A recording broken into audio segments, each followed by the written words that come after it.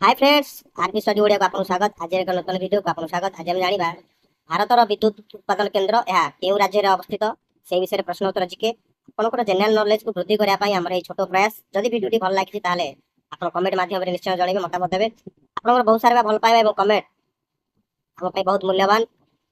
चलो वीडियो आरंभ करिया। प्रथमे विद्युत केंद्र एवं राज्य Salar hydro electric project Jammu Kashmir राज्य रे अवस्थित।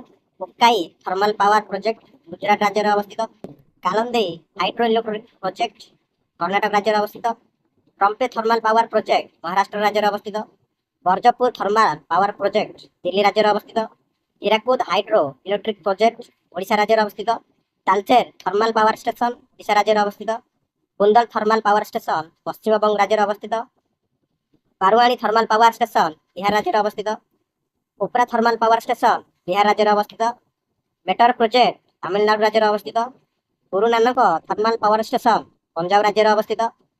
लहरकाटिया थर्मल प्रोजेक्ट आसाम राज्य रे अवस्थित। लोहटक हाइड्रो इलेक्ट्रिक प्रोजेक्ट मणिपुर राज्य रे अवस्थित। कोरबा थर्मल प्रोजेक्ट मध्य प्रदेश राज्य रे अवस्थित। साबिरी साबिरीगिरी प्रोजेक्ट केरल राज्य रे अवस्थित। Shri Sairam hydro electric project Andhra Pradesh राज्य रे अवस्थित।